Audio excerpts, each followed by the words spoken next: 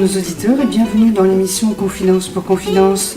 Tu cherches ta place, quelle est-elle? Si celle qui t'est attribuée n'est pas exactement la tienne, tu n'en as pas la certitude, mais tu as la prescience qu'il y a un temps pour la guérison, qu'il y a un temps pour la vérité.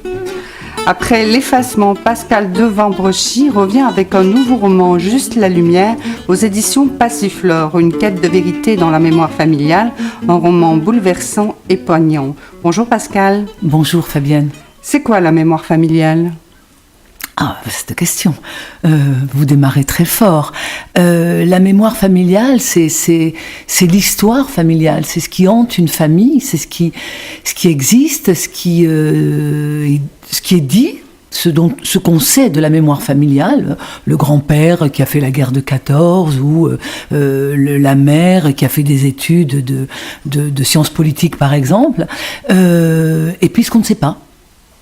Ce qu'on ne sait pas. Tous les secrets qui sont cachés, voilà. Oui, et même sans encore aller jusqu'au secret, même si c'est quelque chose qui probablement traverse le roman, voilà, ce qui n'est pas dit, parce qu'on n'a pas le temps de tout se dire, on n'a pas le temps de tout se raconter. Donc voilà, il y a ce qu'on ne sait pas de l'histoire familiale. Les générations passent. Exactement, les générations passent et ça fait comme ça sédimente. Hein. Alors, je sais que je suis toujours intéressée, un peu étonnée par cette démarche psychothérapeutique ou thérapeutique qui consiste justement à faire de la psychogénéalogie. Hein. Oui, c'est très il semblerait que l'on peut, sur le divan d'un psychanalyste, raconter et que le corps traduirait comme ça des choses de l'histoire familiale. Bon, voilà. Mais que l'histoire familiale sédimente génération après génération, certainement. Alors, le titre de votre roman, c'est Juste la lumière. Pourquoi ce titre ? C'est pas facile de trouver un titre de roman. Autant pour le premier, l'effacement, c'est-à-dire pendant toute l'écriture, le roman s'est appelé Gilda, du nom du personnage principal. Puis l'effacement est arrivé de façon évidente quand j'ai commencé à envoyer le manuscrit à des maisons d'édition, puisque c'était l'histoire d'une femme qui s'effaçait, donc voilà. Ici, ça a été moins évident, et je dois dire d'ailleurs que ce n'est pas moi qui l'ai trouvé, c'est ma maison d'édition qui l'a proposé. Alors en fait, j'ai trouvé qu'il était très adapté parce que, vous qui avez lu le roman, vous savez que le personnage, Eva, voit de la lumière qui passe à travers la vitre et qui diffracte sur le sol en éclats multiples. Et elle y voit sa colère, sa douleur, etc. Jusqu'au jour où peut-être elle n'y verra plus que de la lumière. Alors qu'est-ce qui déclenche cette histoire, l'histoire d'Eva ? Une rencontre. Moi, j'écris, j'aime beaucoup dire avec humour, j'espère, que je n'ai pas d'imagination. Donc, je suis une prédatrice et je m'inspire du réel. Donc, Eva est une femme que j'ai croisée. Elle ne portait pas ce prénom, que j'ai croisée et qui portait en elle cette colère dont je parle dans le roman. Voilà, une femme qui portait une colère. Ensuite, il y a ce que moi, en tant qu'autrice, je peux faire de cela. Ce que vous allez transformer, on va dire. Voilà, exactement. Ce dont je vais faire roman, ce dont je vais faire fiction. Ça, c'est tout le travail de l'écriture. C'est tout le travail passionnant de l'écriture, je dirais. Et donc, c'est une rencontre avec un personnage, Dimitri, c'est ça ? Voilà.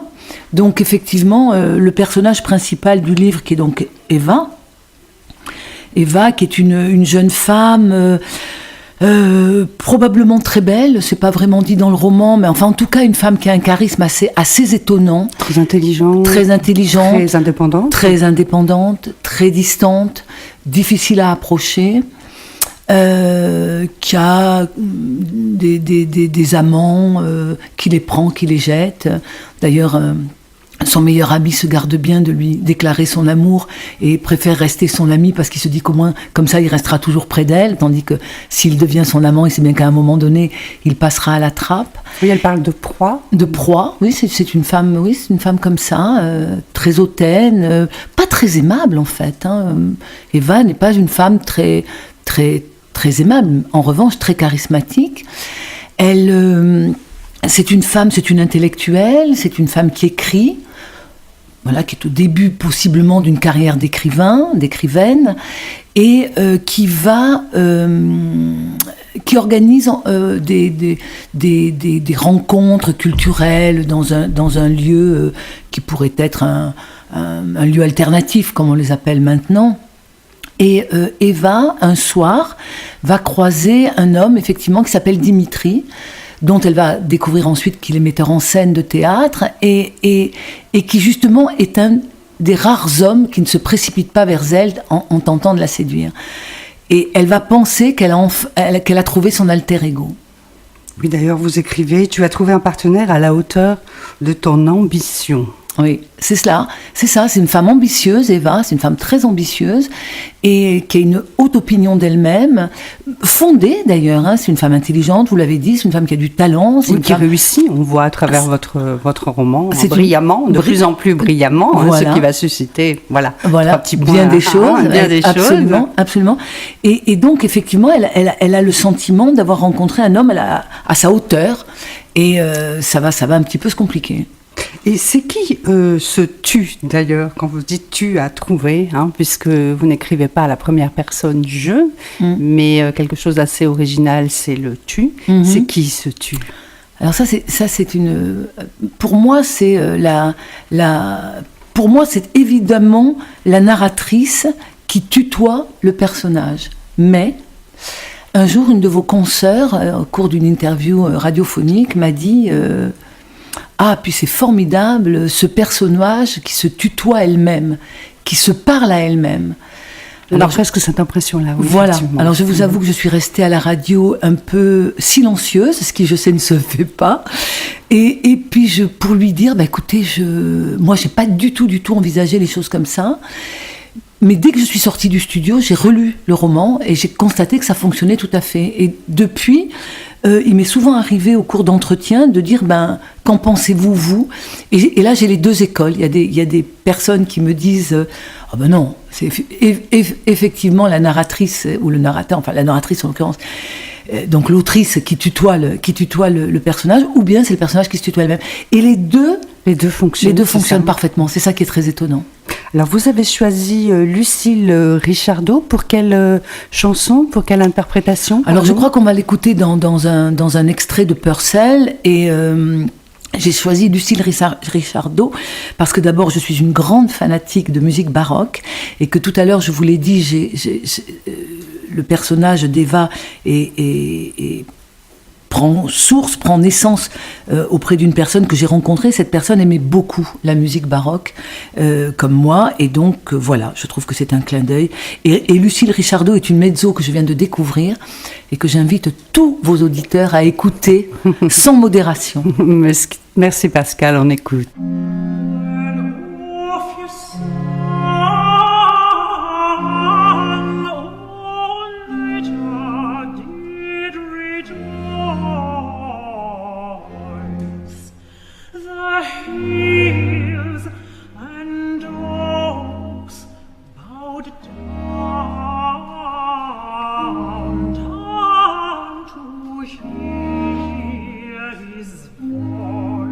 Vous avez écouté Lucille Richardot et vous êtes toujours en compagnie de Confidence pour Confidence et de Pascal Devant-Brechy. Pascal, on parlait justement de ce tu que vous avez choisi pour votre roman. Il y a une autre originalité dans votre roman, j'ai trouvé, c'est la place de l'enfant. Oui, oui, dans la mesure où j'écrivais l'histoire de cette femme, avec, comme je le disais au début de cet entretien, avec toute la part de fiction que cela peut représenter, je ne pouvais pas ne pas raconter l'enfance, je ne pouvais pas ne pas en dire quelque chose, puisque le personnage d'Eva, au fur et à mesure que sa relation amoureuse avec Dimitri va progresser, va se rendre compte que cette relation fait écho à quelque chose dont elle pressent que ça s'est passé pendant l'enfance et que là, il y a quelque chose qui s'est noué et qui fait donc nœud dans sa vie d'adulte. Donc, c'est l'irruption de l'enfant justement qui va être peut-être le détonateur, c'est ça? Oui, on peut tout à fait. Je l'ai vu, oui, voilà, bien sûr, c'est mon interprétation mais bien peut-être sûr, personnelle. Mais bien sûr, au-delà de sa rencontre avec Dimitri. Voilà. On peut tout à fait le dire comme ça. Et en tout cas, oui, il y a quelque chose de son enfance qui va ressurgir dans sa vie d'adulte et qui va faire écho et qui va l'amener à aller à affronter cette enfance. Parce qu'en fait, je crois aussi que c'est ça la vie. Parce qu'au début du roman, on peut imaginer que moi, dans mon esprit, Eva a peut-être une petite trentaine d'années. C'est pas tout à fait une jeune femme. Elle a une petite trentaine d'années. Et donc, dans la vie, en général, enfin, à moins d'un accident grave, voilà, on avance. Hein, on a 15 ans, 20 ans, 25 ans, 30 ans, voilà.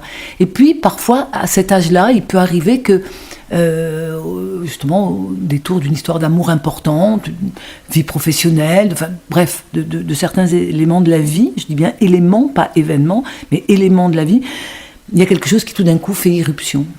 Et ce quelque chose, à mon avis, mon humble avis, et en tout cas dans l'histoire d'Eva, c'est son enfance, en effet. Son enfance qui fait écho. Oui, absolument. Il y a une autre originalité aussi dans votre roman, c'est de commencer par un faux entretien. Hein, vous dites d'ailleurs, c'est ainsi que l'entretien se serait déroulé si tu n'en avais décidé autrement. Alors, c'est très intriguant dès le départ. Tant mieux. Alors ça, là, vous touchez au sujet de la construction d'un roman. Alors, ça m'amène à vous dire comment moi j'écris, ce qui n'est pas une recette, ce qui est ma méthode. Quand j'écris, je fabrique du matériau.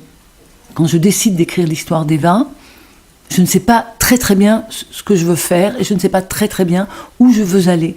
Donc, et c'était peut-être encore plus net dans mon premier roman, mais dans celui-ci aussi, je crois, moi j'ai une écriture du fragment, c'est-à-dire je ne suis pas quelqu'un qui écrit, qui fait de longues descriptions, même si j'ai une grande passion pour la littérature du 19e. Oui, votre écriture est très rythmée. Voilà, très rythmée, très, j'ai presque envie de dire synthétique. Et donc, je fabrique du matériau, j'écris des choses qui, à mon avis, vont concerner l'histoire. Et puis, quand j'ai suffisamment de matériaux, je commence à me poser. Donc, j'ai du fond, j'ai de la matière, je commence à me poser la question de la forme. Et c'est là que ça devient extrêmement douloureux, parce qu'il faut qu'un livre, un roman, ça tienne debout. Faut qu'un roman, faut que ça ait une colonne vertébrale. Il faut que soudain c'est comme, ou bien je peux employer une autre métaphore qui serait celle du puzzle. Vous savez, quand vous faites un puzzle, on a tous plus ou moins fait. Il y a des pièces et parfois on essaie de faire entrer une pièce là où elle ne va pas. Mais bon, la forme ressemble, la couleur va à peu près, donc on pousse et on essaie de faire entrer. On force un petit peu et en général ça fait exploser le puzzle. Voilà. L'écriture, pour moi, c'est la même chose. C'est-à-dire, ce sont des pièces et ces pièces, il faut que je les articule de manière à ce que cela fasse à l'arrivée une image parfaitement plane, agréable à regarder, en l'occurrence agréable à lire. Et donc, j'ai beaucoup souffert pour la construction de ce roman, parce que justement, je n'y arrivais pas. Et j'avais commencé par écrire je, d'ailleurs, pour revenir à votre question précédente. Et le personnage disait je fais ceci, je fais cela, je pense que, etc. Ou même j'étais passée par le elle aussi, troisième personne du singulier. Vous essayez un peu tout. Oui. Et puis après une nuit, alors là par contre je peux vous le dire, c'était une nuit d'insomnie, à me torturer sur cette question. Tout d'un coup le tu est arrivé. Et ce que vous lisez en prologue était dans mon esprit initialement l'épilogue. Et en basculant l'épilogue en prologue, l'idée de la fin m'est venue, dont nous n'allons pas parler, j'imagine, pour laisser la place à nos lecteurs. On ne va pas dévoiler. On ne va pas tout dévoiler. J'ai permuté l'épilogue en prologue, et donc c'est devenu une hypothèse de lecture pour le lecteur, si je peux me permettre de dire cela. Et pour notre, excusez-moi, je vous coupe, je vous en prie. La pause musicale avec Cathy Rhode, je me rappelle plus le nom, peut-être Pierre le technique. For Sorrow. For Sorrow.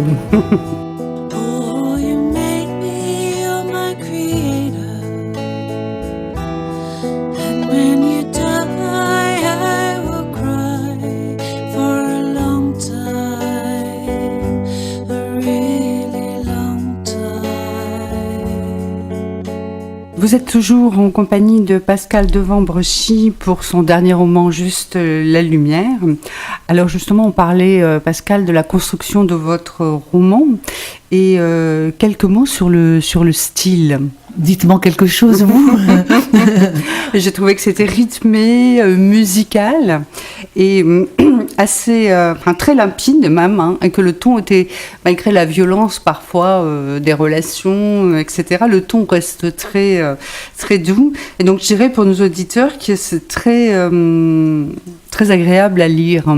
Hein, ça coule. Voilà, c'est une espèce de douceur comme ça et de tension interne. Voilà, bon, d'abord je vous remercie beaucoup. Et puis, effectivement, moi je cherche à avoir une écriture extrêmement épurée et... Justement, quand j'avais écrit mon premier roman, je disais tout à l'heure, j'avais une grande passion pour la littérature du 19e. J'avais écrit justement dans un style comme ça, avec des phrases extrêmement longues, extrêmement détaillées, extrêmement précises. Et puis un jour, au cours d'un entretien, je me suis entendu dire que j'étais passée, pour nos auditeurs qui aiment la sculpture, de Botero à Giacometti. Et effectivement, j'ai enlevé tout le gras de mon écriture pour ne garder que quelque chose d'extrêmement, presque un peu sec, mais qui donne, me semble-t-il, in fine, qui offre une qualité de lecture très fluide. Et c'est effectivement ce que je recherchais. Confirme, et voilà. Et mon idée et ma volonté, c'est plus qu'une idée, c'est une volonté, c'est de laisser le plus possible de place au lecteur ou à la lectrice. C'est-à-dire, moi, je veux pas donner trop de détails, et je veux que le lecteur ou la lectrice puisse mettre dans ce que j'ai écrit sa part à lui. Parce que un roman, c'est une triangulation entre l'auteur, le lecteur, ou l'autrice, la lectrice et le roman. Ça m'intéresse beaucoup. Et vous voyez, tout à l'heure, on parlait du tutoiement. Deux interprétations sont possibles. Il y a la mienne, et puis il y a un jour celle d'une lectrice qui m'a dit non, moi c'est pas la mienne. Et elle avait raison aussi. J'ai raison, mais elle avait raison. Oui, les ressentis sont différents, et le lecteur s'approprie aussi votre histoire, ce que vous écrivez. Absolument, absolument. J'ai aussi pensé, en lisant votre livre, un petit peu à L'homme coquillage aussi d'Asle Erdogan, dans les relations entre les... Ça, c'est un très, très, très beau compliment. Là, vous m'émeuvez beaucoup, d'autant plus, je ne sais pas si vous le savez, que je me suis beaucoup mobilisée pour Asle Erdogan au moment où elle était encore en prison et où nous espérions qu'elle allait en sortir, et j'ai, à la machine à lire, à la demande d'un ami d'Asle Erdogan parisien qui s'était mobilisé pour faire entendre sa voix, nous avons été comme ça un certain nombre de lecteurs à lire en particulier son Bâtiment de pierre, et pour moi c'est une autrice majeure.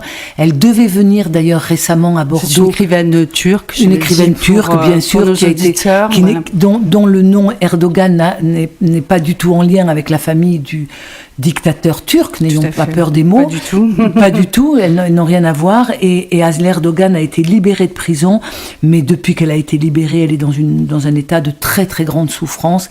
Elle devait venir récemment à Bordeaux dans le cadre de Lettres du Monde. Réaliser une voilà. Et malheureusement, au dernier moment, elle n'est pas venue et elle ne va pas bien. Elle ne va pas bien. Dans un pays qui va très mal, elle ne va pas bien. On peut le comprendre. Pour passer à quelque chose un petit peu plus léger, Pascal Devant-Brechy, du tac au tac, votre endroit préféré pour écrire ? J'ai la chance d'avoir un lieu à moi dans ma maison que j'aime beaucoup, mais j'aime les endroits où je me sens bien, et je peux très bien écrire dans un café, et J'écris aussi beaucoup dans des petites maisons que je loue systématiquement une quinzaine de jours tous les étés, où je pars toute seule, en général dans des villages où il y a à peine un café, pour surtout ne pas être distraite. Et donc, voilà. Mais je peux écrire aussi bien dans le silence que dans le bruit. Pour lire, votre endroit pour lire? Alors là, c'est pareil. Hein, moi, je peux lire en voiture à un feu rouge, c'est pas un problème. Mais bien sûr, allongé sur un canapé dans un canapé confortable, avec parfois un petit fond musical très doux, et pour écrire aussi d'ailleurs. Et puis voilà. Et puis de toute façon, si le texte le vaut, ben, on peut lire partout. Dernière question, vous lisez quoi en ce moment? Je lis le Prix Renaudot. Et ça boucle la boucle, puisque c'est Le Sillon de Valérie Montaud, publié aux éditions Le Tripode. Je le dis parce que les maisons d'édition, c'est fondamental. Sans elles, nous n'existerions pas, nous les auteurs. Il faut le rappeler. Il faut le rappeler. D'ailleurs, vous avez mentionné ma maison Passiflore tout à l'heure, qui est un très beau texte qui réhabilite un journaliste turc qui a été assassiné en 2003. Et l'auteur, Valérie Montaud, est une ancienne journaliste de Charlie Hebdo. Je le recommande à tous vos auditeurs. Pour terminer, quels sont vos projets? D'écriture. D'écrire, bien sûr. Je suis sur un nouveau texte, voilà, qui est un texte un petit peu compliqué pour moi, parce que je ne cherche pas la facilité. L'écriture est une activité trop grave pour voilà. Ça ne m'intéresse pas d'écrire pour écrire. Ce qui m'intéresse, c'est d'essayer d'écrire pour que au moins un lecteur ou une lectrice me dise que mon livre et mon texte a changé quelque chose pour lui ou pour elle. Le mot de la fin, Pascale? Le mot de la fin, lisez. Lisez. Lisez, lisez, lisez. Juste la lumière de Pascale Devambrechy aux éditions Passiflore, un roman poignant, original et bouleversant. Merci à Pascale d'avoir accepté mon invitation. Retrouvez l'émission sur Facebook et n'hésitez pas à partager si vous aimez. À très bientôt. On vous embrasse. Ciao, ciao.